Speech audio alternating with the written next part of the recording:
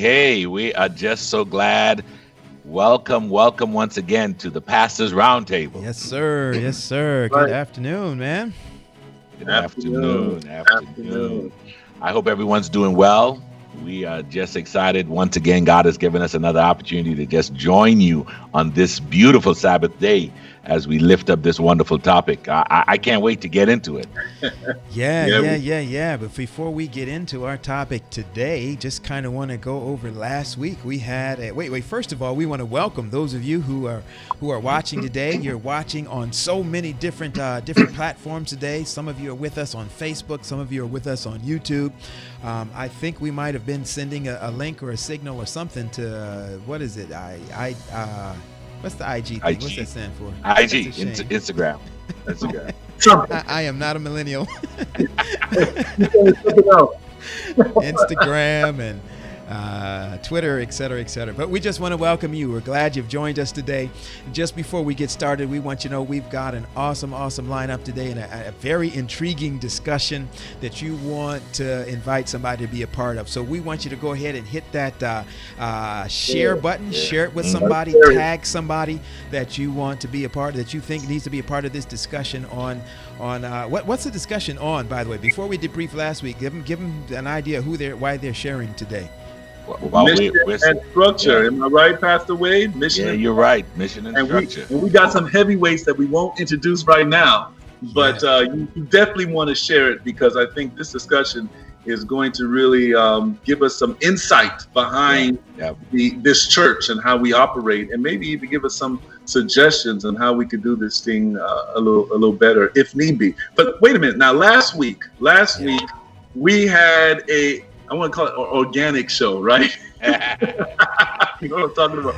But last week was great. I mean, we had Pastor Bird, we had Becker was there, and we had Doggett Jr. I mean, let me tell you, last week, and we got an insight on how the millennials think. I think one of those questions dealt with the millennials and how they feel about church, and the insight that Pastor Bird gave as well. So, and if you watched last week, you would know that we are just on season 1. This is just season one. We announced it last week, and so great things, big things are happening when we get to season 2. And so they were just giving us a little blurb of what's going to happen in season 2. Yeah. This is episode, I think, number 20. What is it? 21? 21 this week.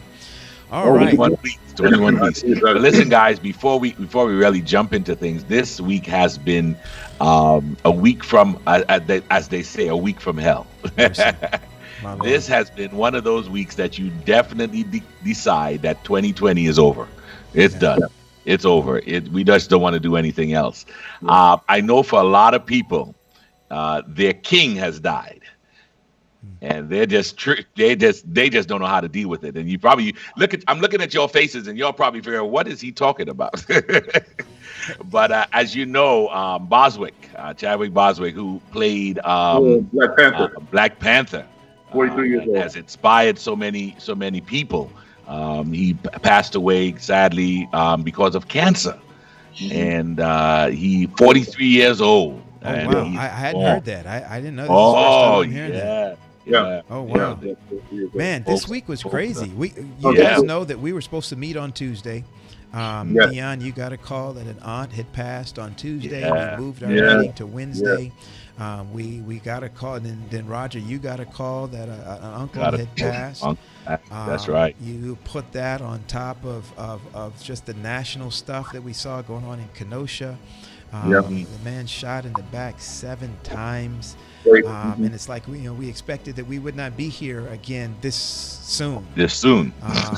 And then to have on the heels of that, the young man walking down the street right past the cops after having killed, 2 people and shot a third. It's a long day. and it's just it's like it's exhausting. We said it was exhausting last time. And just that struggle that continues and continues. And while there might not be a whole lot of clarity, and people may be looking for clarity and more information and all that, it almost doesn't matter. It's just that it's here again on whatever side of these issues that you fall on. I listen, it's one of those things that makes you say, man, I can't wait for Jesus to come in. Oh, yes. Can't wait for this stuff to be over. And that, that kind of brings us full circle right back to what we're talking about here. Mission, structure. How do we get structure to be able to get this thing wrapped up? How do we structure effectively and efficiently, particularly as it pertains to the governance structures of the Seventh-day Adventist churches? So that's what we're talking about today. We're talking about the governance structures. We have talked about the financial structures. Had a wonderful program with that. And we talked about financial structures. We've talked about the racial structures or the ethnic structures of the church. And this week we are talking about the governance structures. And we've got some guests that are going to help us define that and figure out what we're talking about. What do we mean when we say the governance structures? So Dr. Henry, we've got a guest coming to us from the Southern Union, the great Southern Union. Would you mind introducing our guest from the Southern Union to us today? We have a heavyweight coming from the South, Pastor Davidson. And let me tell you about Jim Davidson. He is the secretary of the Southern Union. He was a conference president for many years. I've come to know him as a person with integrity. He also shares a little bond with me. He was living at one time, I believe, in the Avon Park area and also in Kansas City. And so I'm just happy to have my friend, Pastor Jim Davidson, who is able to spend a little time with us on our program today.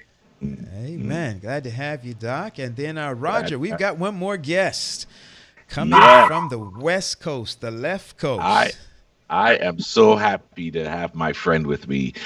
We met prior to my move into the West Coast. We worked on a number of projects. But when I got out to the West Coast, he opened up his arms and said, hey, come on by, talk with me, whatever you need.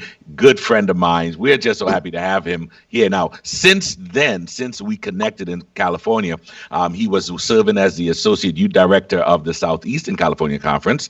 But since then, the Lord saw fit to pluck him, and he served as the Executive Secretary of the Northern California Conference. And now the constituency of the Northern California Conference found such confidence in him that he is now the president. And so I'm so glad to have Marc Woodson with us today. So welcome, Marc. Welcome, Jim, to the Pastors Roundtable. All right. Well, listen, before we get started, Pastor Paul, if you can begin with a word of prayer. And also, as you pray, definitely want to pray for my family as well. You already mentioned that my aunt passed away. She was really dear to me. And also for Pastor Wade, his uncle, and just for the people out there that's hurting. So if you could begin us with prayer. Absolutely. Father, we just thank you for this opportunity that we have today. And as we engage this discussion and this topic, we are praying for the leading, for the guiding of the Holy Spirit.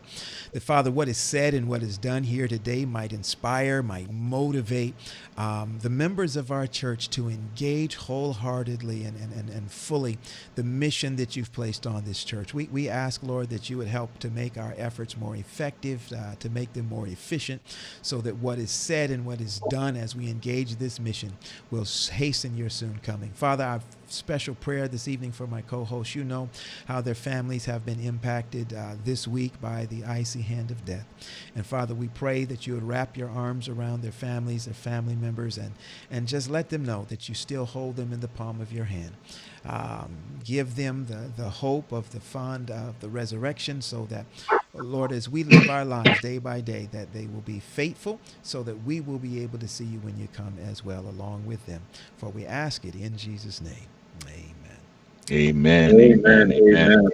All right. Well, we want to get started with these questions. And again, to our guests coming on, thank you so much for being willing to share with us a little bit on your thoughts regarding this topic on structure, mission. And I want to start off with this question. You know, we talk about governance. So we want to define some terms today because we want all of our listeners to be on the same page as we talk about this subject. So what is governance as it pertains to this church? And if I could add another question in there, how has it developed within the Seventh-day Adventist Church? And what are the structures in the church related to governance at the various levels? So we're talking about governance. What does this mean?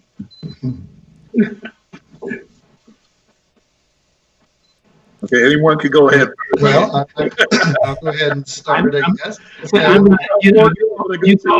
You called Pastor Jim a heavyweight, so I'm going to let the heavyweight go. And I wasn't sure if I should be flattered or offended by the comment, but anyway,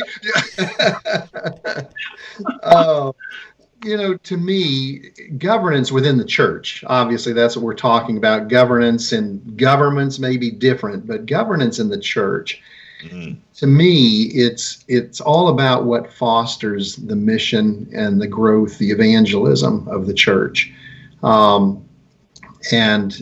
to me, it's all about what we can do to accomplish the gospel commission. And of course, we know that we have a mission that we believe in our church is unique, something that we do feel compelled to carry to the whole world. And so through the years, from the founding of our church until now, governance has been there to try to enhance and to enable us to go to all the world. And it's had an interesting development, as you folks probably know. When the church first began, there was great resistance to any kind of organization, any kind. And yet through the years, through study, through councils, inspired councils, we were told that we needed to organize because one congregation, one person was never going to be able to accomplish this gospel commission. And so the church began to organize and to create, I'll call it governance structures, but I like an even better word, organized structures to foster that mission. And then we came to a period of time when a term that is, again, as Seventh-day Adventists we're familiar with, kingly power. People were afraid and they were concerned about that. And so the church structure, the church governance was diversified, so that there wasn't kingly power, so that a local church or even a local conference didn't have to go clear to the general conference president for every word of counsel or thought. So at any rate, to me, it's all about fostering the unique mission that God has given to us. Okay. All right. I like your explanation of the development of the governance of our church. And you mentioned kingly power, and I was going to ask a question. Why were they afraid so much of kingly power, and what does that look like today? But I don't know.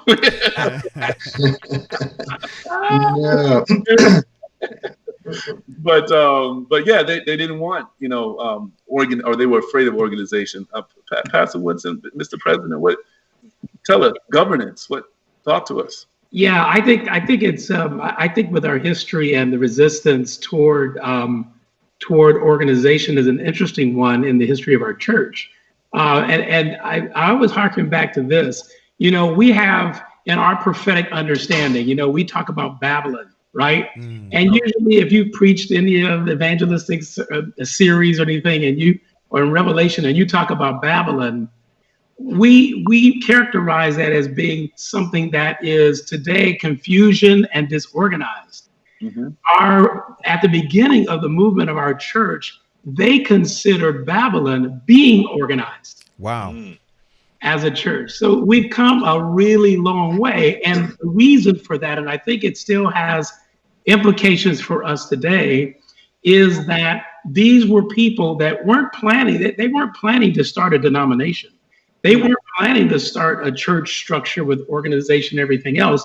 They had come from the Connection Church. They had come from the Methodist Church. They had come from some of the Baptist churches. And because they were pushing this idea of a literal second coming and that Jesus was coming soon, they were excommunicated from their churches.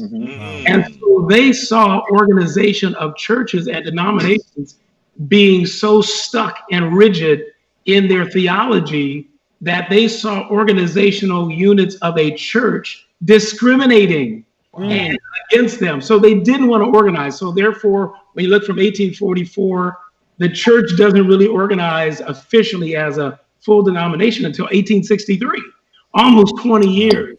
And because of that resistance toward organization. So it was only out of the growing church and being able to keep order, which you'll find them talk a lot about gospel order, that the God is a God of order. And so that began to evolve and partly not only to protect the mission, but also to protect the name of the church and the work that it was doing, is why we ultimately organized. So governance is on that same thing. Governance is trying to keep order and for the structure really to be slave to mission and not the other way around. Right. Wow. Dr. Henry, if I could push a little further on that, I think that a lot of us, when we hear the term governance, what strikes the chord or what rings a bell is that's who's in charge or who's making the decisions or who's making the policy or the policies and the processes and things themselves. So when it comes to who's in charge or the bodies or the structures that lead the organization, right? So the organization has to have some leadership. What are the governance structures? How do they differ from level to level? So you've got a local church, you've got a conference, you've got a union, you've got divisions, you've got general conference. What are those structures that are in charge of governance at each of those levels? And then who makes up those structures? And I was going to say, Pastor Paul, and then who's in charge? Like, who's really in charge? Is it the guy behind the curtain, right?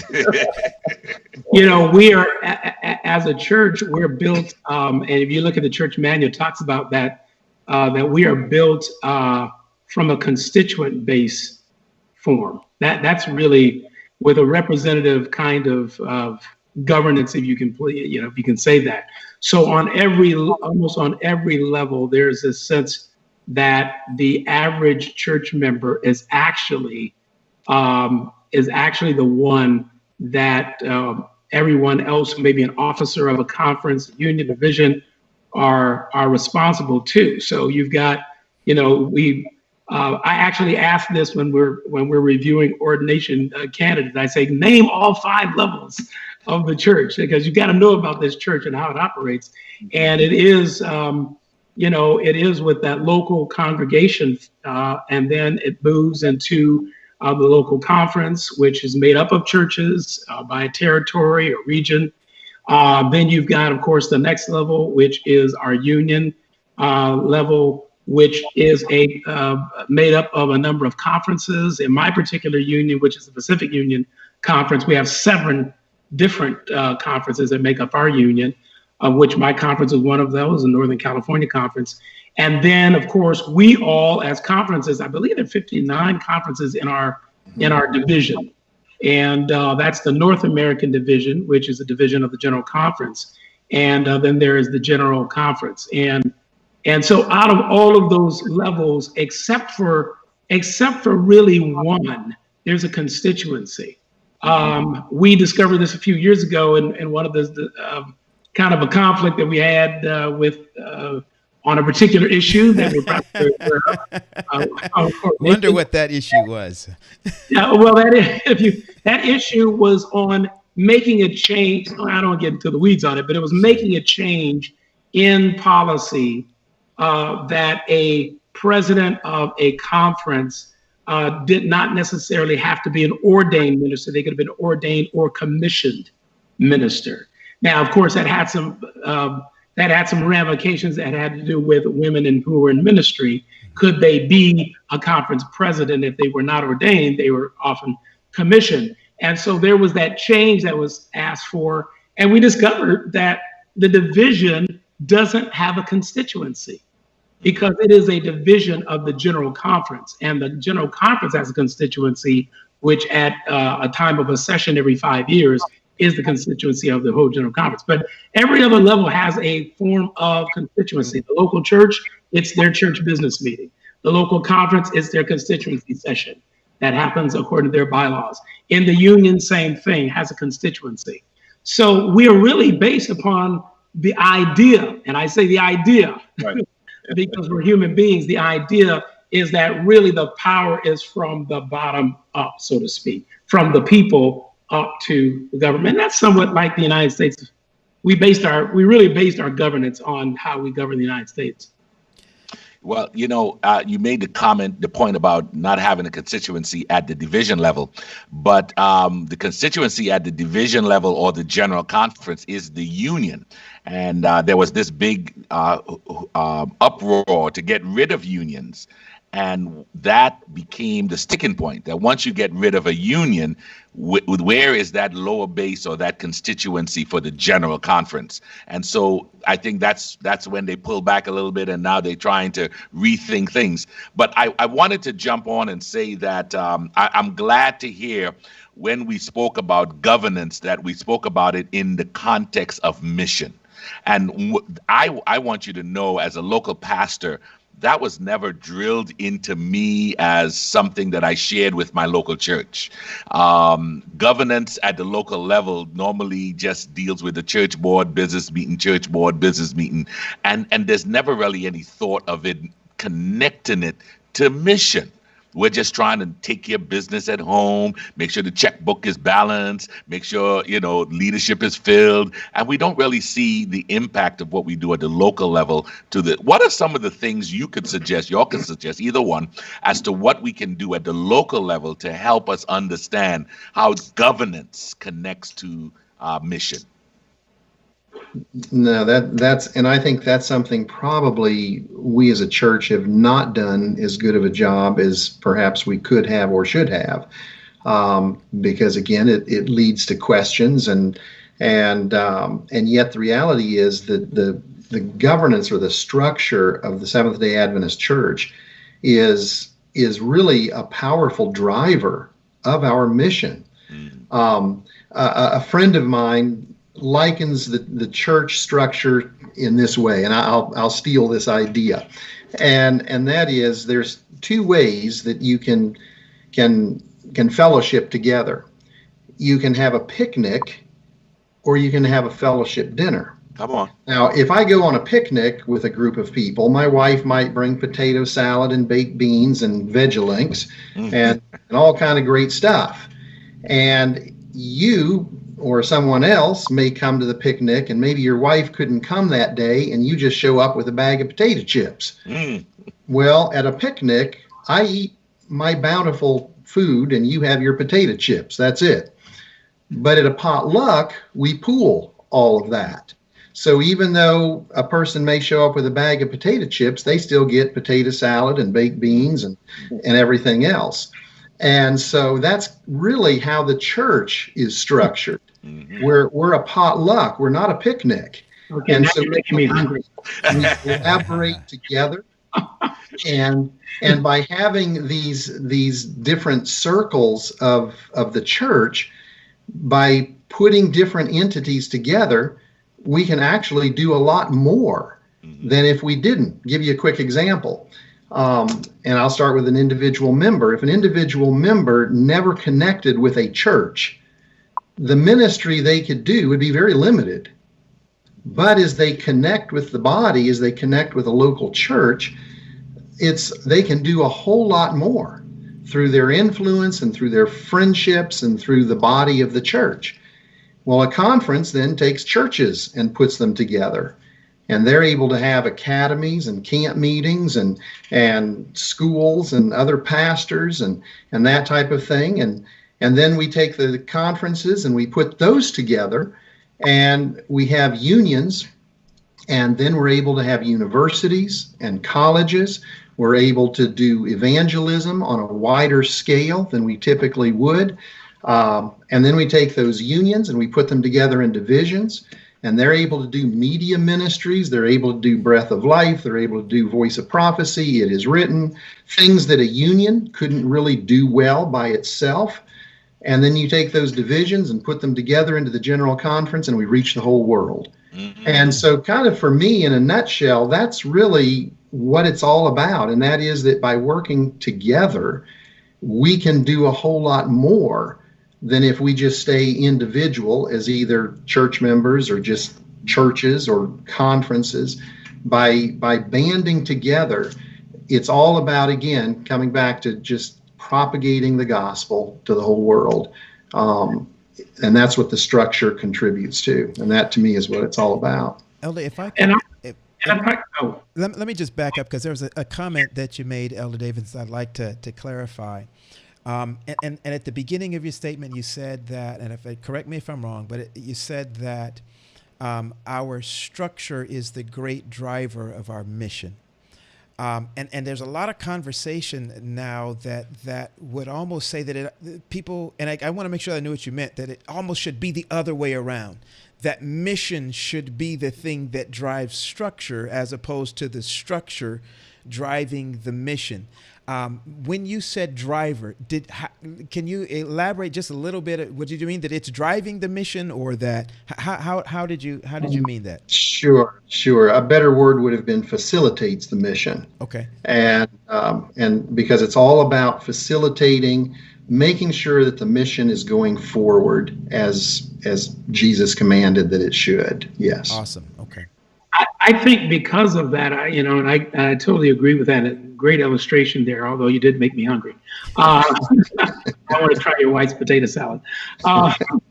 But I think because of that, when I could hear Pastor Roger say that, hey, our people don't always hear that concept of the structure and the organization really facilitating mission. I think what that does then for us is we have to then constantly make sure that our organizational structures and models continue to facilitate mission in very healthy and effective ways. Right. So it's because of that, we should be constantly looking to make sure that structure is not getting in the way of mission.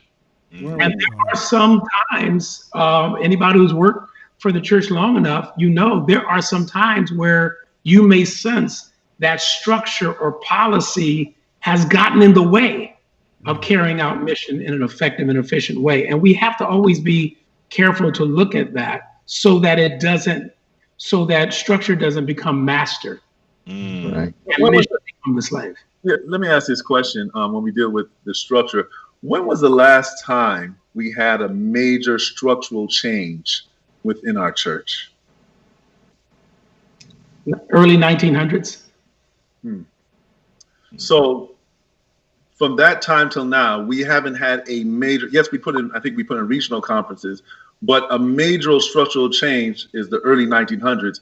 I mean, what's the advantages of this structure now? I mean, evidently it's working, it's effective, or is it time, and I know we'll get to this question later on, but I think it's appropriate to ask it now. Is it time to assess the structure of the church? Because we talk about these different levels that we have: conference, we have the union, and then we have the division, which is a general conference operating on that side of the world. But is it time to assess it? I mean, what's your thought on that? Hey, let me add this comment, because I know our guests can't always see the comments, and it piggybacks what you said, Dr. Henry. David Hume says, sometimes it depends at what time you get in line for food, because the dish may be finished before you get to it.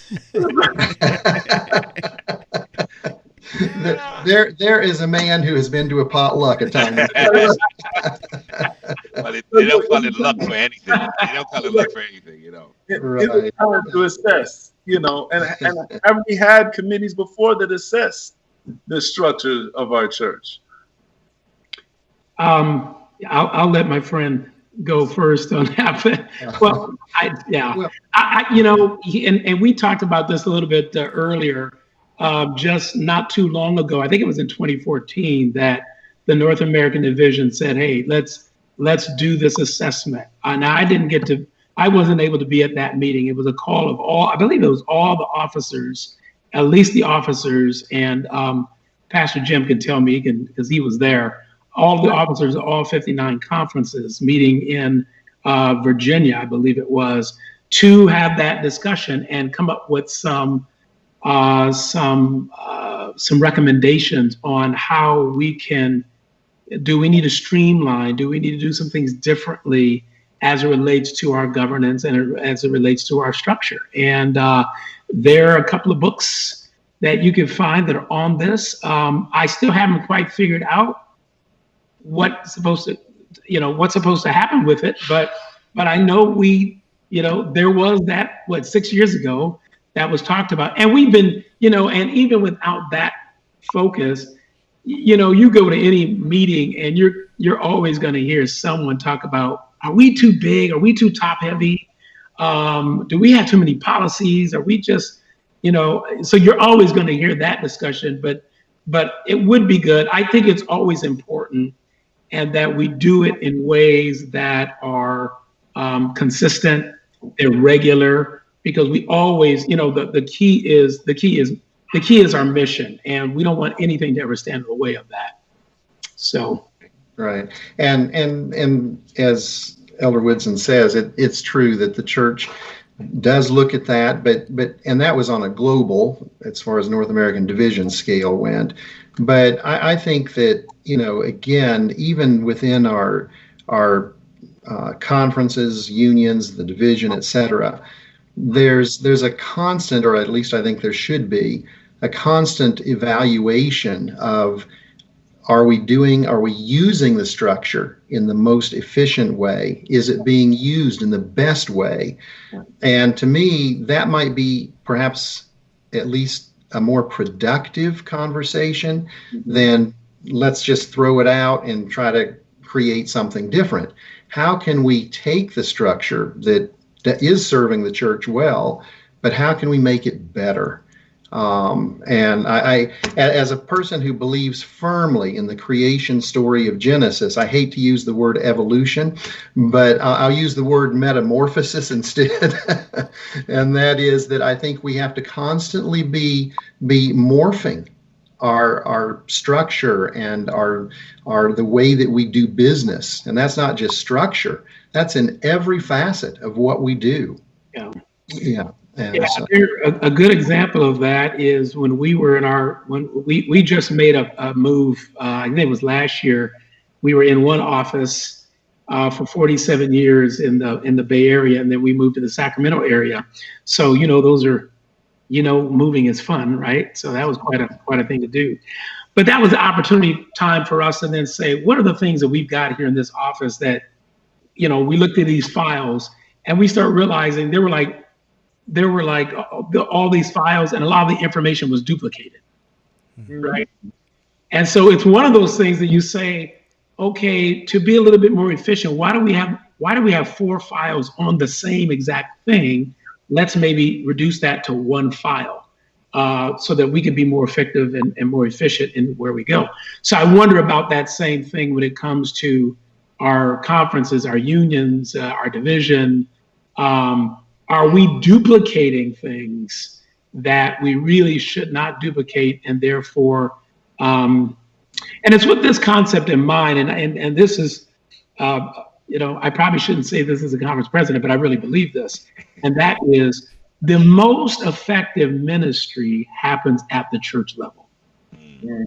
It happens at the church level. We who are in these other positions of administration must do everything we can to continue to support and resource where ministry is happening. Conferences, we don't baptize people in our office. That's not what we do. Okay. We try to make sure pastors who are baptizing and who are preaching and evangelizing, we make sure that, they're getting paid on time. Amen. Hallelujah. We make sure that churches are taken care of in terms of their insurance and all of that, the kind of mundane kinds of things, so they can be released to do the ministry in a real way. And so I think we've got to keep that in mind or that's something we need to wrestle with because everybody doesn't believe that necessarily, right? So, but if we are really strong in saying the church, that local congregation in that community is where ministry takes place best, then we've got to do everything we can to support that, in my view. And I totally agree. Absolutely. Yes. I have to give kudos where kudos belongs. And Pastor Jim, your president is a good friend of mine. He was my senior pastor, and he taught me, brought me up in ministry, and showed me. He's gonna love when I say this. Brought me up in ministry, so I owe everything to him. My Lord, did I say that? But I love the fact that he has developed a culture in the Southern Union. Yes. That as administrators, you'll go to the local church to do evangelism. And right. You're walking there, and you work with the church, you develop the local church. And then when you leave, it wasn't the union office did the meeting, it was the local church that did the meeting. That's right. You'll do very well with that. No, absolutely. Our conference, or our union president rather, it is not uncommon at all for him to do 4 to 6 evangelistic meetings per year, and which is often what a full-time evangelist would do. Yeah. And so again, and the Lord blesses those meetings incredibly. He really does. But it also keeps us connected and grounded to the local church, which, as again Elder Woodson said, that's the bedrock of our church. That's where ministry takes place. And that's right. The other areas of the church are for support, resourcing, widening the scope of the church in ways that maybe one local church can't do. So that's true. Well, I think it was shared earlier. The word policy was dropped. Some people call that well, I guess it's 6 letters, but they kind of call it the 4-letter word. Policy was dropped. But what is the difference between policy, where the board that governs, they create policy? What's the difference between policy and doctrine? Because a lot of people get that mixed up. Oh, I hear you. To me, doctrine obviously is foremost, and doctrine is theological. Oftentimes, policy is more ecclesiastical or practical, and they're both necessary. I often say to a Constitution and Bylaws committee, and Dion, you might remember this when we served together there, and that is that just as our doctrines hold us together theologically, our conference bylaws, policies, etc., hold us together organizationally as a church, but they're not necessarily theological. They're again practical, how we do business, how we operate, that type of thing. So what you're saying is policy helps move the structure or the organization along, and it's much easier to change than doctrine. Yeah, actually, it would be. I'm looking at Pastor Marc's face. And what I'm thinking are like the North American division. There you go. Thank you. The red book. There it is. Call it. Yes. And the other red book. The unicorn. Right. And we probably, for myself, being in Secretariat, we have at least 3 meetings every year. And we go over potential changes in policy. Those are taken to the North American Division year-end meeting every year. And every year there are policy changes every year. Yeah. Sometimes they're significant, sometimes they're not, just depends. But that red book contains the North American Division policies. And then unions will have certain policies, conferences, local churches have policies as well, and but hopefully they all help each other. They're all in sync with each other. So, but they do change, absolutely.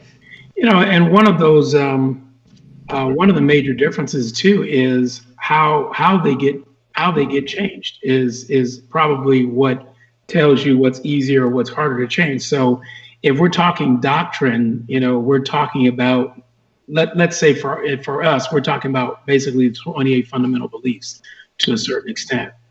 That can only be changed at a general conference in session. Okay. That can't be changed by the general conference executive committee in between sessions. That can't be changed by a local conference. That those doctrines can't be changed by a union and its constituency session.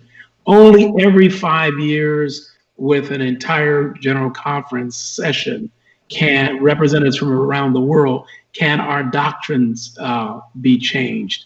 And so that tells you a little bit about what's a little easier to change as opposed to the other. As Elder Jim said, that when we have that year-end meeting, we're making changes to that policy every year.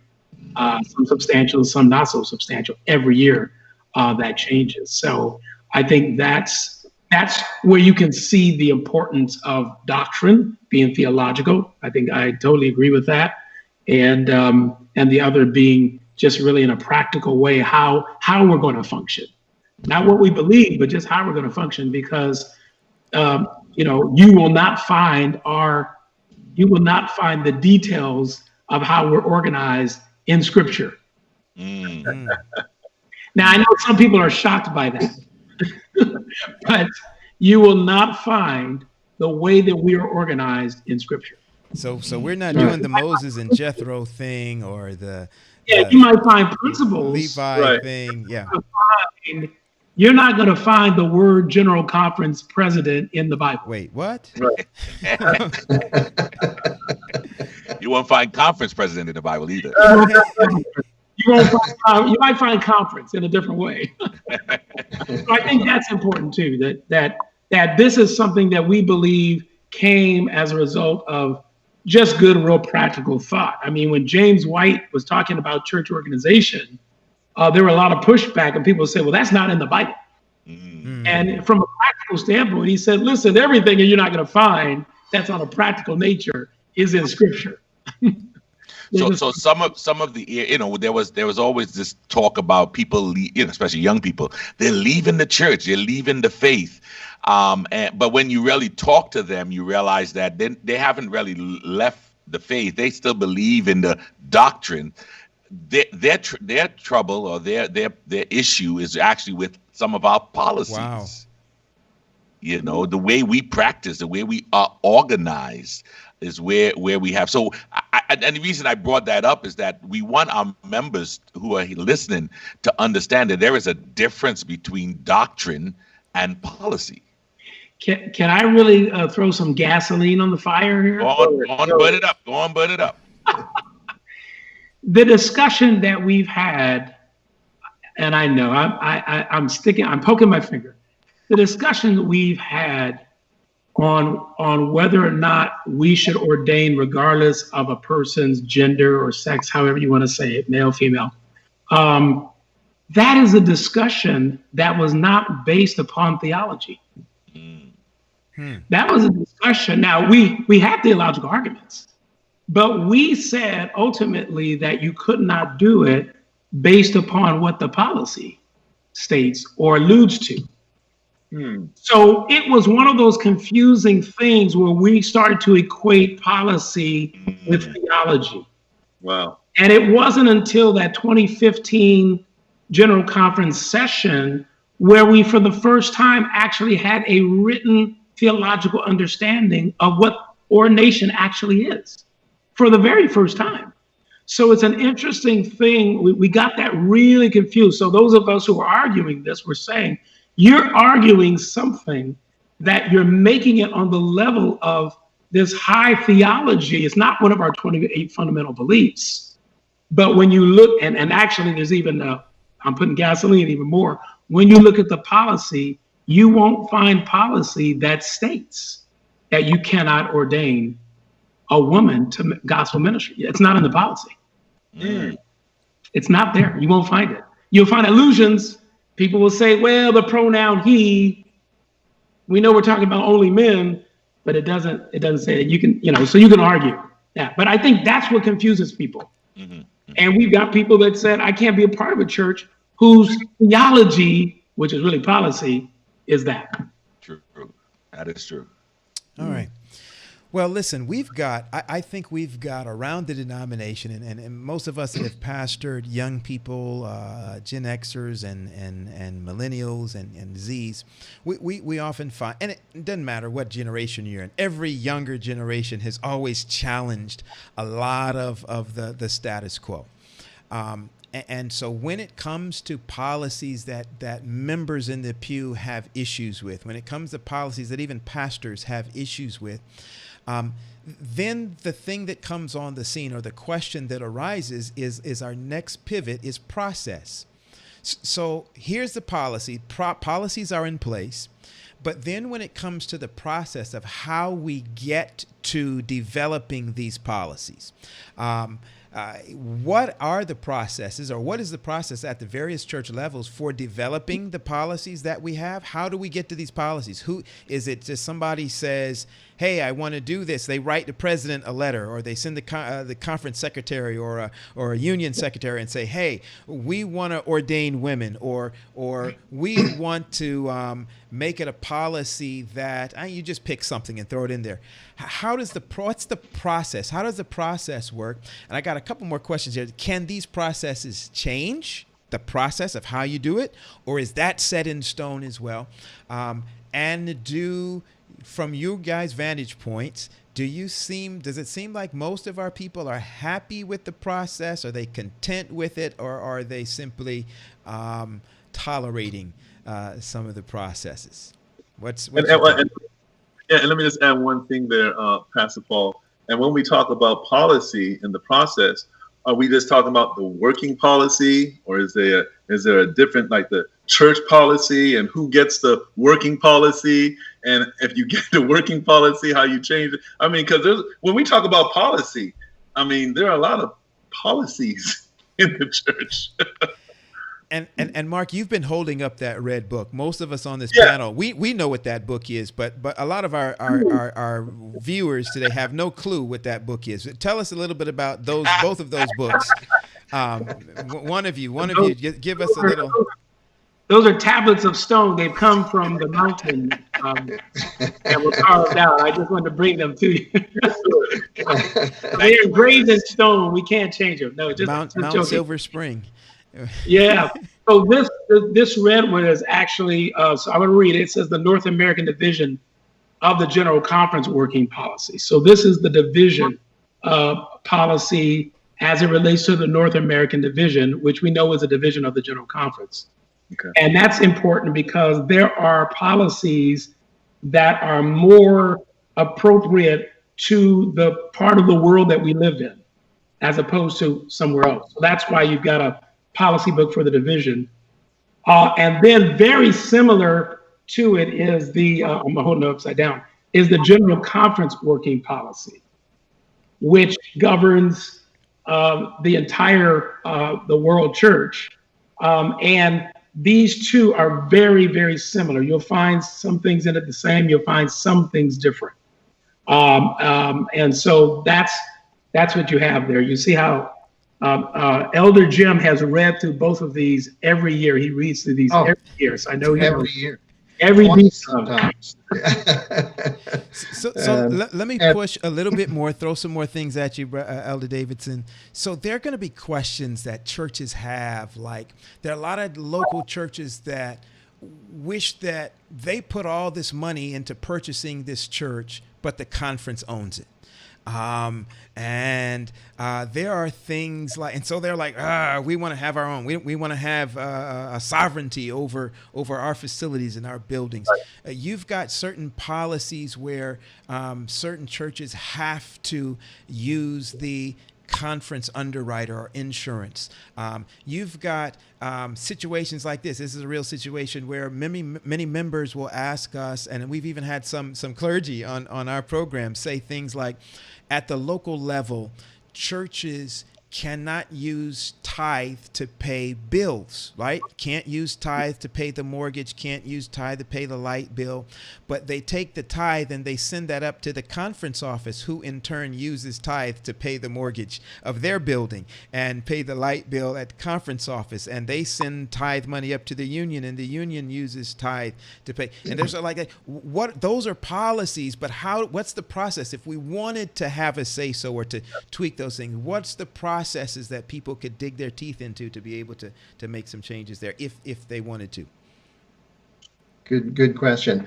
And again, maybe it'd be helpful to just kind of explain, at least from my understanding, and I don't claim to know everything about it, but how the policies are developed. And for instance, there are occasions when a conference might say to us at the Southern Union, we would like maybe a variance to this particular policy because of something taking place in their local conference.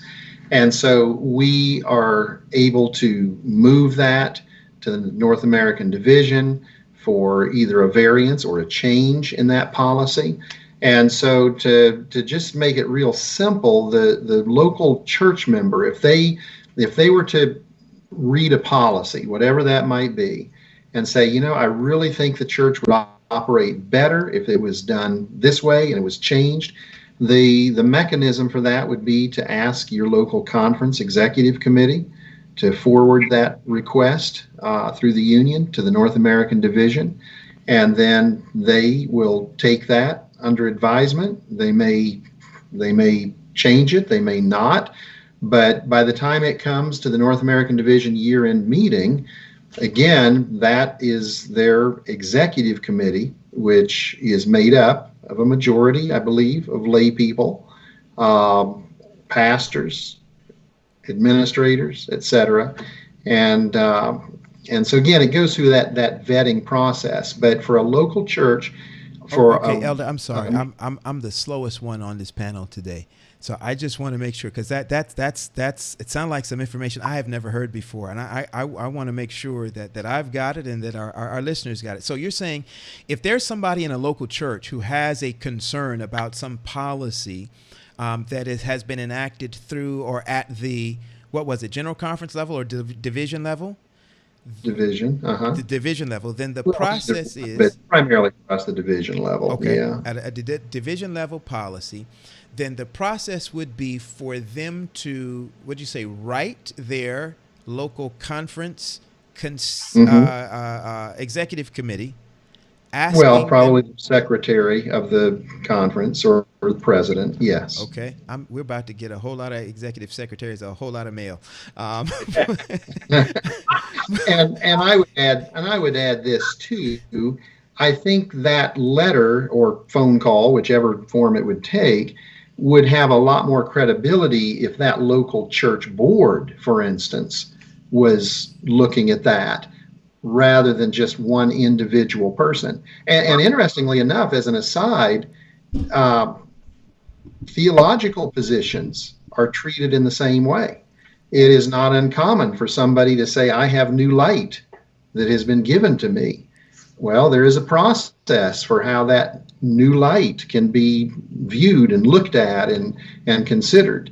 And it's pretty much that same process. So again, either whether it's theological or policy, there is a mechanism within the church that, and I'm going to, again, I think it will be a lot more influential if it's a church or a church board requesting something like that than just one individual person. So is there any teeth in that, in the sense of, can that church board's letter or that member's letter, in theory, it can die on the secretary's desk before it goes any further? Probably could. It depends, if the policy change was to say that we really don't want to be called the Seventh-day Adventist Church anymore, we would like to be called something different, that probably could die there. Or we want to start doing church on Sunday now, or right, that'd be a theological position, right, for sure. And that probably would die. I'm not going to kid you. But again, most of our policies, in fact, almost all of them, are just practical ways that the church does business.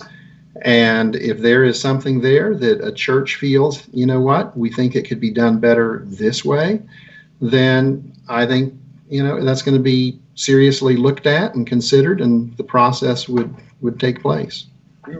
So every member has a voice, or every church has a voice.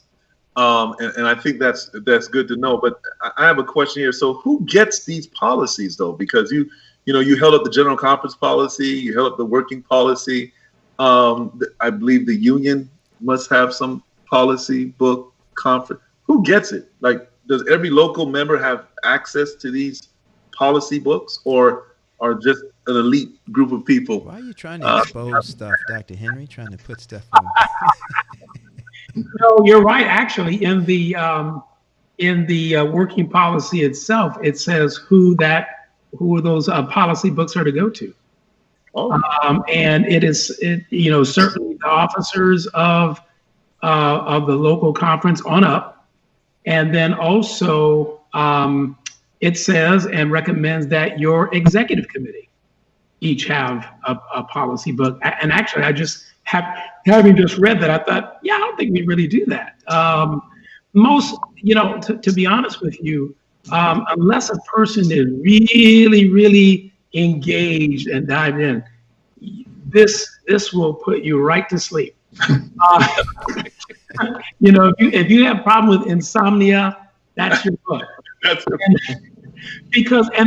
the reason for why a lot of it is not given to just the average person is there's so much in there that the average person wouldn't even want to be bothered with, because it deals with employment policies, it deals with pay structures, it deals with so many things. So it's not, so that may be a little bit, but I tell people all the time, hey, here's what the policy looks like. You can dive in. Especially, I would say the next level down are pastors, because they really are affected. And a lot of pastors and educators who are the employees of the conference are affected in a number of ways as it relates to the policy on the pay scale, wage scale, benefits, all of those things. So pastors really, we should probably do a better job. We talk about engagement. We probably should do a better job saying, here's where the policies are that we have, so you can be familiar with it. So if there is something that needs to be changed, you have the power to say, hey, I'm at least aware of it. Because the first thing I think you have to do is educate yourself. I do want to say one other thing about policy. We've talked about this a little bit, but one of the policies that we have really, and it's a policy book, is your church manual. Mm-hmm. Right. So that's how the church is to conduct its work. Now, the interesting thing about the church manual is it can only be changed every 5 years at a general conference session. Okay. Mm-hmm. Now, but just what Elder Jim said, or Davidson said, we have something that's coming from our union that we formulated at least maybe 3 years ago. It's got to be at least 3 years ago, because I was still conference secretary. That is headed up that process. We formed it at the union, so we skipped the local conference level. We did it as union secretaries coming together from our union, and then we submitted that to our union executive committee. They voted this change, and then we sent it on and followed it to the North American division. They have voted that change, and every now and then I'll check up on the change, because I was really the one that was pushing it. And it is on the docket for the general conference session. So that is the way that you can make changes. Now, they could have easily voted it down on whatever level, but it has gone all the way to, and you've got to realize too, and you know this about the Adventist Church, we've got 1 million committees. And so a lot of these things are vetted through committees. So Elder Jim will tell you that when we're at the year-end meeting, when there's a policy change, at the top of that policy change, they will have an abbreviation of every committee that it's gone through before it reaches the body. You brought out a good point there, Elder Woodson. When you brought out the church manual, and I have to say this, boy, you came prepared for this interview with all the books. But I think our members are missing this piece of information. The church manual is the starting point of how we look at policy. And the working policy, I think there's a difference between working policy and church policy. And some of us get confused and we skip the church policy and we run right to the working policy. But the policy in the church manual is the basis. And I want to challenge every member, everyone who's listening, whether you're a baptized member or not, you need to get yourself a church manual. And it's free. And you can go online and get it for free. And you don't need to buy anything. You can get it as a PDF onto your computer. And that's where it begins. That's where it begins, at the church manual level. I agree. Mm-hmm. Well, when we talk about policies, we talk about procedures in the church and how to change them. I don't know. Oftentimes I find that there's a large portion of our membership that really are not engaged. They're really not engaged. I mean, and I think last week we got some insight on this, but they just say, you know what? I mean, that's their church. They can have it. I want to do ministry. And they're just not engaged. What type of words can we say for people who are just not engaged in the policies, who feel like these policies and procedures are challenges for them to do ministry? What can we say to them to get them engaged? Well, I was going to say that the reality to me is that policies won't interest everybody. Just like when we go to a conference constituency, the bylaws discussion doesn't really engage everybody, and that's okay. Everybody has their own expertise, their own areas of interest, etc. As I said, maybe at the top of our program today, my concern is just, I think we could do a much better job in helping our people know how our structure gives to them the opportunity for ministry. Give you an example. Some years back now, the North American Division was sharing with a group of us that every year, the North American Division sends 1,000 missionaries out to do mission work. I didn't know that. At the time, I was a conference president. I didn't know that. And, the structure gives so many people opportunity, whether that's to be a student missionary, whether that's to be a medical missionary, whether that's to somehow engage in the church and ministry. Because I think what you said, Deanna, is right. Most people just want to do ministry. Don't burden me with policies and don't burden me with a bylaws committee. Just free me up to go out and win souls or to serve my community. And that's okay. That's not a bad thing. And yet our structure enables so many avenues of ministry that people could become involved in. And again, we probably have not done a great job at helping people know what some of those avenues are that they could plug into and just do ministry, So I think I think that's great. And I would agree with what I've just heard. I think there are a lot of people who, you've got some people that love policy. They love those kind of details. But I would want to spend way more time getting people engaged in the mission of the church. And at any time, I think there are those of us who are experts, like Elder Jim on policy. There are those who are experts, and let a lot of them do that work. But it doesn't mean that we don't want to hear from the church level, because I think that's so important, so that policies aren't so far removed from what needs to enhance our mission. But I think one of the ways too is that I'm really working on as a conference leader, and that is constantly communicating with our people what's going on. We have a newsletter that goes out, an email newsletter that's every week that goes to our members. It talks about what mission is happening. It's talking about what's going on, how you can be involved, what the church is doing. That is really where you want people engaged. I know sometimes it's a necessary thing to have these constituency meetings, because we have to govern. We have to move forward with leadership and govern. But, we ought to spend a lot less time in those kinds of meetings and a lot more time in doing ministry and getting our people engaged what's happening, because a conference constituency session is not the thing that's going to get people to heaven. It's not the thing. It's a necessary thing, but let's not get so caught up in that. And you all know here, you've been to probably a number of constituency sessions.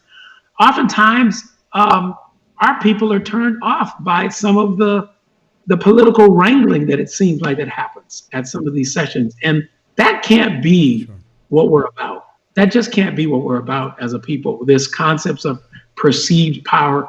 When I first got elected to be a conference executive secretary, I was sitting there and I was saying to myself, you mean to tell me this is one of the positions that people actually fight over? It's crazy. We have to be servant leaders, and it's about carrying out that mission and doing everything we can to remove obstacles so that the local church conference can do the ministry that we're called by God to do in the Great Commission. Well, here's, I think, another side to that same coin. And that is, particularly our young people, a lot of our young people anyway, a lot of young people, they want exactly what we just articulated. They want to get out there and do the work. They don't care about the politics of the church. They just want to get out there, win some souls, help somebody, make the world a better place. And oftentimes what they find that is blocking the way is policy. They go and they ask, can we do this? And somebody says, there's a policy that means you have to do this, or you can't do, or you have to do it this way. And so sometimes it's the same thing that on one hand seems to facilitate mission and facilitate us getting out there and doing that. On the other hand, because they're creative. They want to do things that are out of the box, and out of the box generally means out of policy. They're just, and so that brings us back to a lot of those people who are wanting. They're saying, yeah, we do want to get out there and do the work. We want to be creative. We want to be innovative. But policy and the structure that hasn't changed since, those are the things that are keeping us from being able to go forward, at least to go forward with the church's blessing. Which brings us to just another little pivot.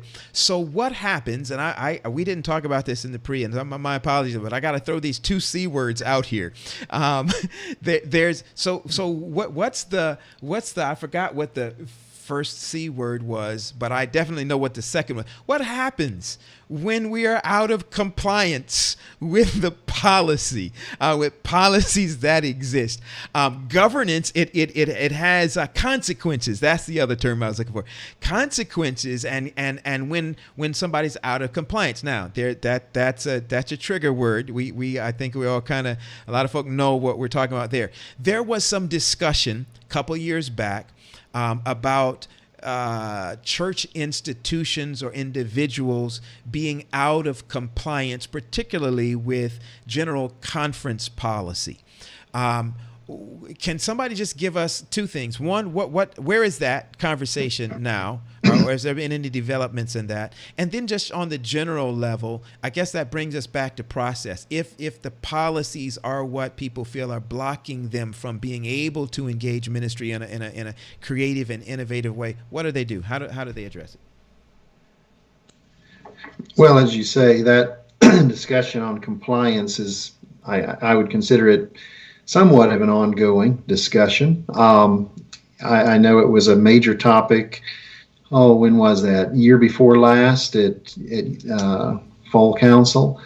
And the church wrestled with that. And the reason really that the church wrestles with it is coming back to our structure again, because we are in many, many ways autonomous as different church entities. A local conference has their own constituency, a union has their own constituency, and then the general conference has their constituency. And so the question comes, when one of those entities is opposed to a policy that maybe has been voted by the general conference, what, if any, are the consequences to that? And the church has wrestled with that, and I think they've come up with somewhat of a process of trying to reconcile and keep everybody on the same page. And for the most part, it works. I won't say it's 100% at this point, but it's a challenge. It really is, because every entity of the church, i.e. conference, union, etc., they have their own constituencies. And so and coming back to your word of governance, the union does not govern a local conference. Right. They have their own constituency. Right. And the division does not govern the union, because we have our own constituency. And I would not want to change that. I'm going to be honest with you. I think that's a divinely ordained system that God has placed within the church to keep us together, but also to keep us moving forward. And so, again, I can only tell you that the church is wrestling with that discussion and that question, and it probably will be an ongoing question for a while. But I don't know. Pastor Marc, what do you think on that? Yeah, being in a union that is considered non-compliant directly affects us. I think to the broader question, which is a good one, and I think you've identified it well. I think there's a sense of governance can be a thing which, and this is not a bad word, but it's just one of those things where it's about control. It's about control. And it was one of the reasons why we have organizations, because there's a certain level of control that we do want to have. And I'm not speaking against that. I think just when we look at our structure, we look at our policies, we have to really, really carefully, prayerfully think about how it affects the region or the group in which that policy is affecting that group or group of people in that region. And so, yes, it is an ongoing discussion. It should be. And in this compliance discussion that we've had recently over the last probably 3 or 4 years now, what I think is very off-putting to a lot of people is that there are so many unions and conferences across the general conference, across the world, that are out of compliance in a lot of things. That's the problem. And all of a sudden now we've come up with something about compliance as it related to one issue. That doesn't look fair to a lot of people. When I know, because the head of I'm going to get in trouble. I'll just say general conference auditing at the session that we had, the committee that was the fall council that was in Battle Creek. He gives up, the head of the general conference audit gives up and gives a report. And I mean, from a financial, all of the conferences and unions more so that were out of compliance financially was astounding. And I asked him, I said, did you just say, I wanted to make sure that what he gave in his report was true. And he said, yeah, I said that. There are so many that are out of compliance. So I think that's where for those of us who are now considered out of compliance, I think that's what doesn't stick well, is that you have been selective in your approach to who is compliant and really trying to find a stick. It's been more of a stick than a carrot. So that's the part that I think we've got to be careful with as a church, because when I was at Battle Creek, I didn't give this speech, and I kept saying I wanted to give this speech, and I'm glad I probably didn't, Jim. But sitting there in Battle Creek, what I wanted to say was, here we are at the very kind of the cradle of the Adventist Church here of organization. And we must recognize that, going back to what I said before, the church and its people did not want to organize, and they did not want to organize, in my opinion, for what we're experiencing right now in this meeting. And people have a sense of conscience. Wow. People have a sense of right and wrong. And you're saying it doesn't matter. Your conscience doesn't matter in this. What matters is we have decided this is supposed to happen. That we're going to have to wrestle through as a church. Well, listen, you all are hitting it on the head. Right. I think this is the an area that a lot of our members don't want to hear, or at least they're not really interested in, because they just want to do ministry.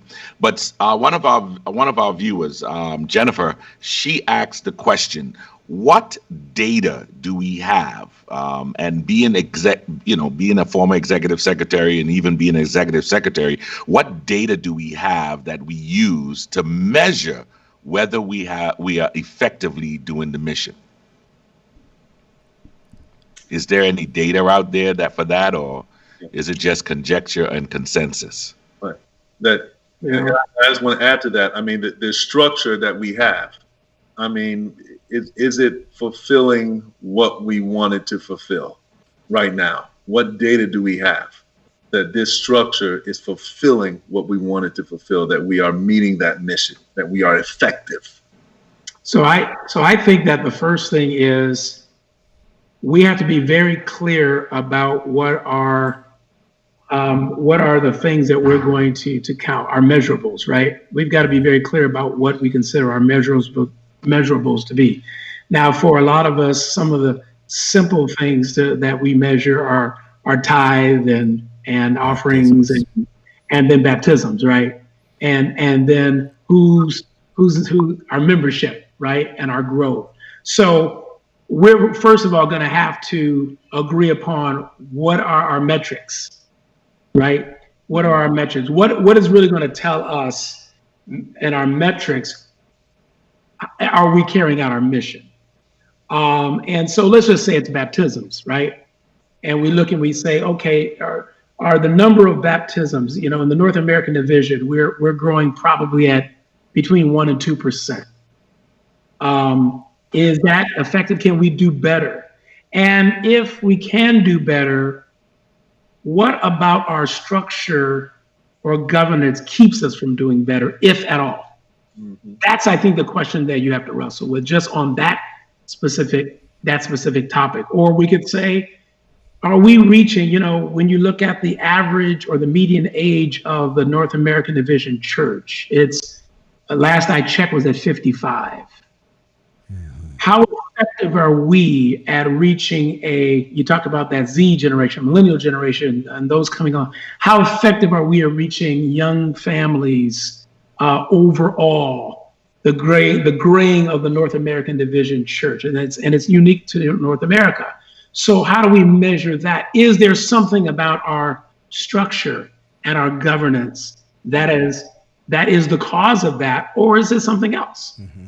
So, but that's where you have to look at it. You have to say, where are the measurables? What are the metrics? And how does what we do stand in the way of that? And sometimes what we do does stand in the way of that.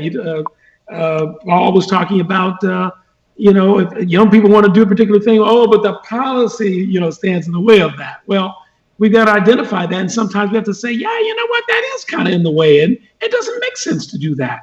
Or you look at that policy and say, it protects the church. That's why we don't allow you to just go and run and do whatever, because as our risk management person was in a meeting with us and said that I think they had to lay out like $20 million this year in terms of, in 10 years, in 10 years, from 2009 to 2019, in terms of settlements. Mm.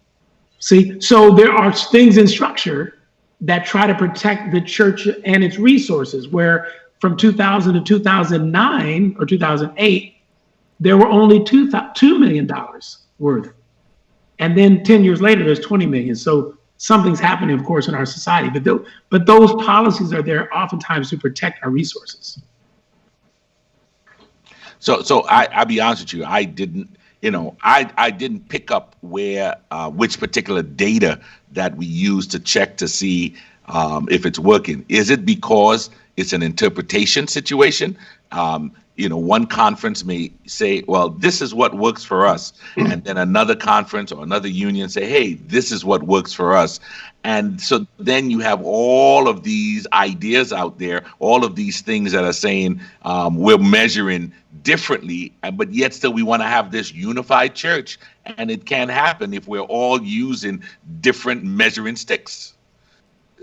Is there a possibility to change that, or are we stuck with this? Or are we asking for too much, trying to find out if this is effective across the board? I think I think there are certain metrics that are universal. As Pastor Woodson said, I mean, we look at tithe, we look at membership, we look at baptisms, that type of thing. But that doesn't tell the whole story by any stretch. I pastored for many, many years, so I keep coming back to the local church as an example. Sometimes as a pastor, I might have a year where there weren't as many baptisms in my church as normal or as typical. But it might be because we were in the midst of a major building program, and that was taking a lot of our time, resources, energies, etc. And so if the only metric was baptisms that year, it probably wouldn't be real good. But we had other metrics that year. Were we accomplishing the goals that we had set for ourselves? And I think that goes somewhat across the denomination. Every area, every geographical area that is, will have different goals at different times. And again, always with the intent of taking the gospel to the world and sharing the gospel. That's a given. That's a consistent goal that we have. But again, it may vary from year to year and place to place as to what that metric is. And I think the other thing that as a church, I would hope anyway that we are, and that is, I use the term, I hope we always have what I would call a holy discontent. In other words, no matter what we accomplish or what God accomplishes through the church, we're never content with that. Yeah. And I know if I do an evangelistic meeting and 20 people are baptized, I wish it was 40. Yeah. And if there were 40, I would wish it was 60. Right. And we're just never, and I don't think that's a bad thing. Right. And I think we need to maintain that holy discontent and constantly be holding ourselves up. Are we doing the best we can do?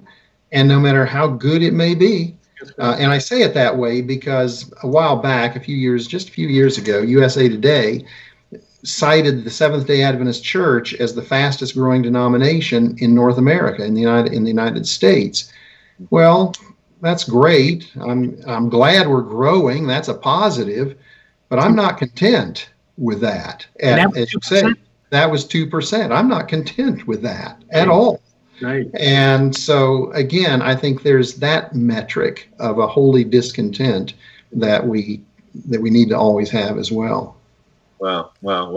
Well, just a couple more things. I know it's almost time to go, but I want to know from your standpoint, we have this structure and, we've been picking apart the structure for this show, but we feel like, well, not we feel, but it seems like we have been doing some things that are positive and impactful. However, if there are two things that you can change about the current structure, I'll talk about the governance that might motivate or inspire greater engagement in the mission, what would those things be? I've been wrestling with this all day today since yesterday when we talked about this. Might be a question.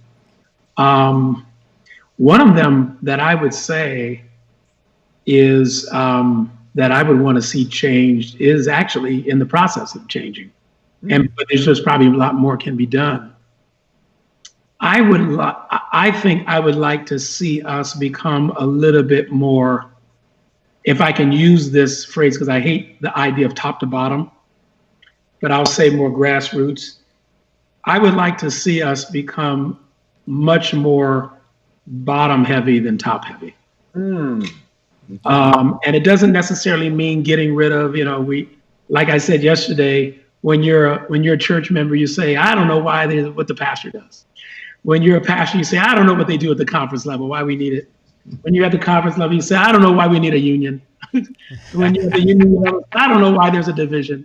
Wow. Why is it general conference? So Ouch.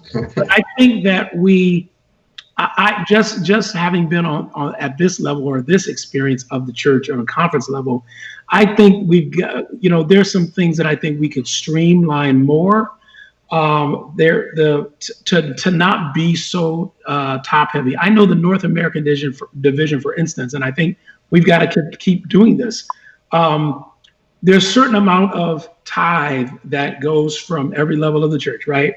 And so the division finally did come to agreement with the General Conference. I don't want to get too much in the weeds of this, to not give as much, because I can tell you the North American division of all the divisions was probably giving 2 times, Jim would know this, 2 and 3 times more than all of the other divisions, and sometimes combined.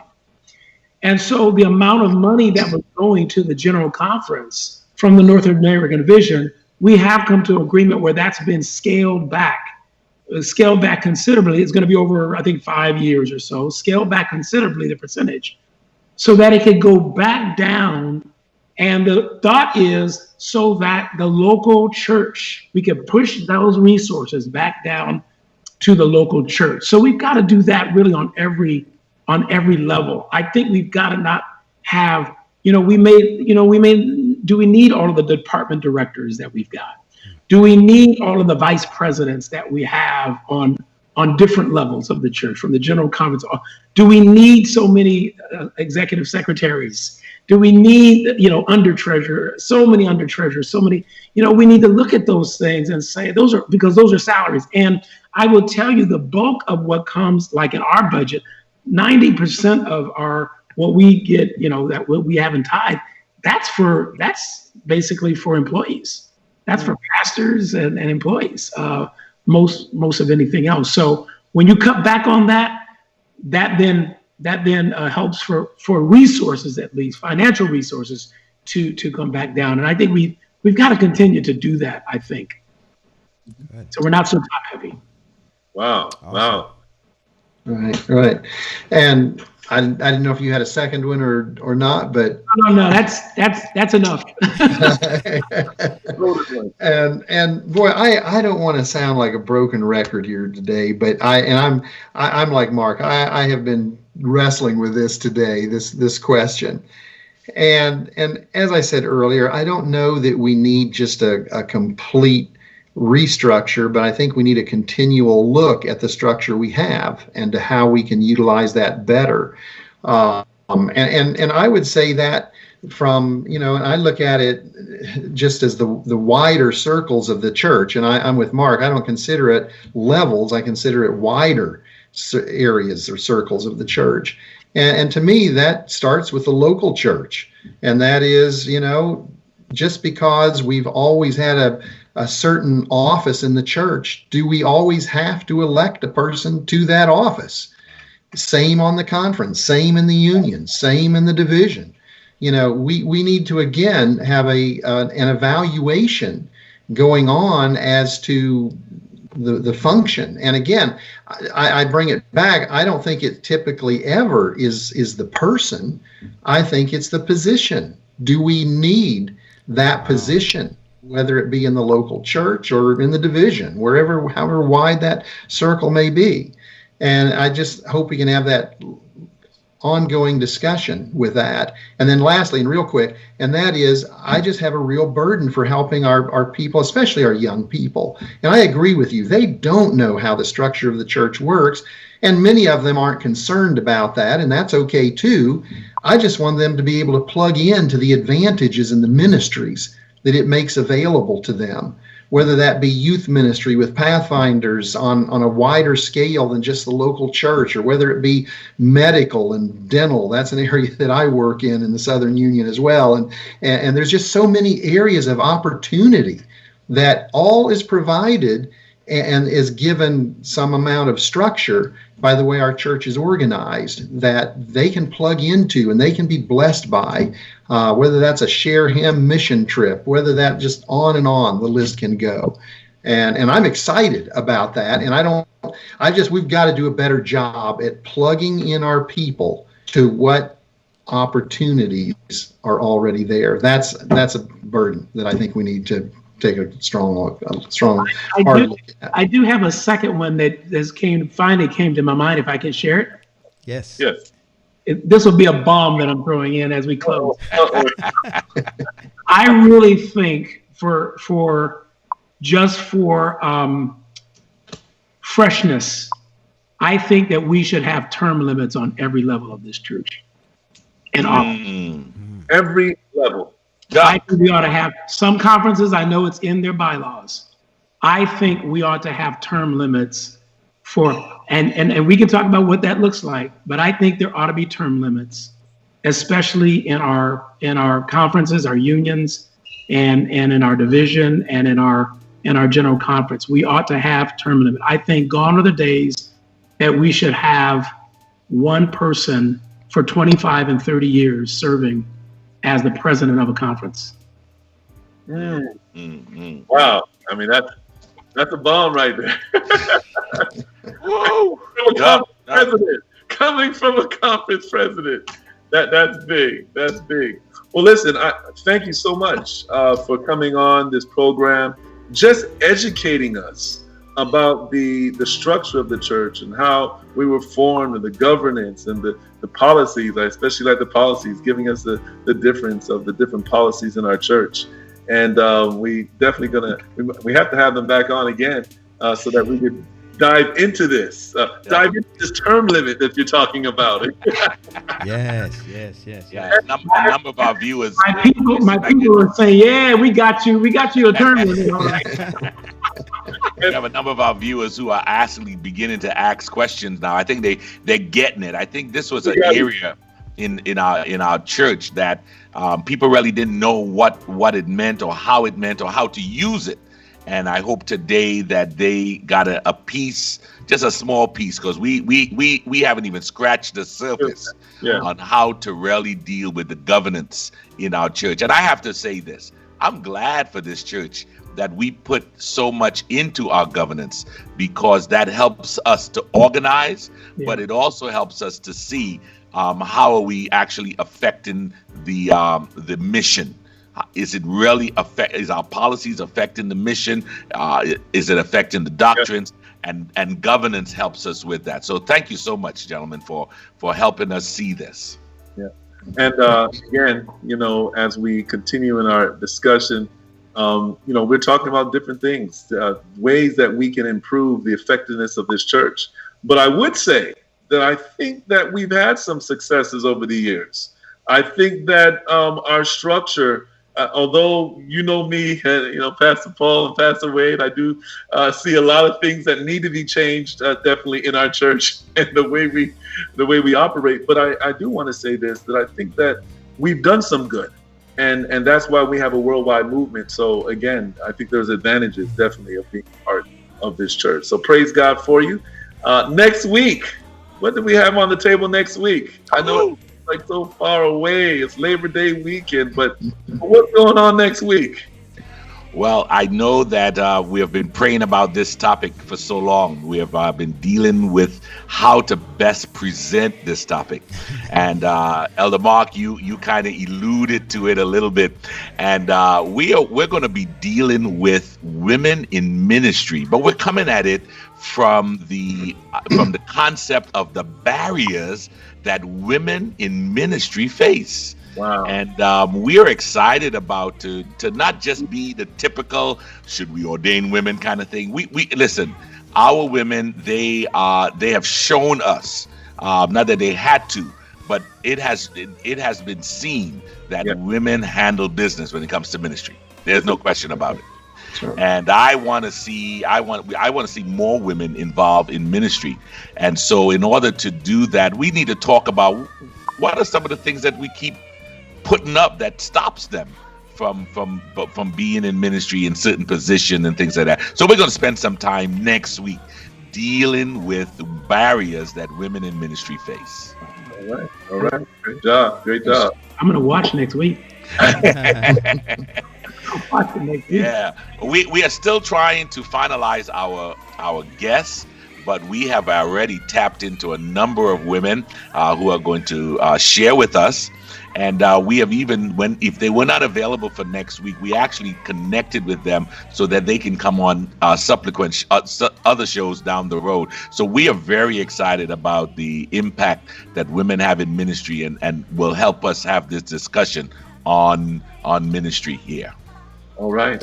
And by the way, before Pastor Paul comes in and chimes in, listen, season 2, I want to tell you, it is going to be amazing. We are going into areas where it's just going to be mind-boggling. We're talking to some individuals that are part of different entities and so forth. That's going to be, I'm telling you, I just want to say this. Listen, get ready for season 2. You are actually going to see a different look to in season 2. I said something. He said it. It's out there now. It's out there. It's going to be amazing. So listen, be prepared. Season 2 is going to be awesome, and that's coming up soon. Hey, listen, thank you everybody for joining us today. We've appreciated your presence, your comments, your questions. We're going to put some, if you are not a part of the Pastors Roundtable group page, many of you are following the page, but then there's the group. We want you to join the group. Over the next couple of weeks, we're going to be putting up some little surveys, some questions that we want to get your feedback on. So make sure that you request to join the Pastors Roundtable group. We want you to subscribe, if you're watching on YouTube, to subscribe to the Pastors Roundtable YouTube channel, and to hit that little bell. The little bell there is going to give you information about when we go live, or if we put any other content up that is not a live feed, that you'll get notice of when that is up. Thank you again so much for joining us today. Say hello to somebody as we close. Just put in the chat where you're watching from, the name of your city, your town, your church. We want to know where you've joined us from today. Thank you again to our guests. We appreciate you being with us here at the Pastors Roundtable, where it is our aim to help keep ministry relevant, resource, and real. We'll work on that. Goodbye, everybody. Have a great afternoon.